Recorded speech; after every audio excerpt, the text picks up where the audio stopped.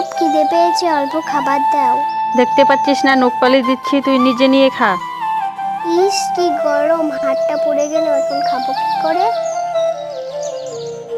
মা আমি অ্যাড করব, তুমি একটু দেখিয়ে দাও। দেখতে পাচ্ছিস না ফোন করছি, ভাগ এখান থেকে। মা তুমি আমাকে একা রেখে চলে গেলে কেন?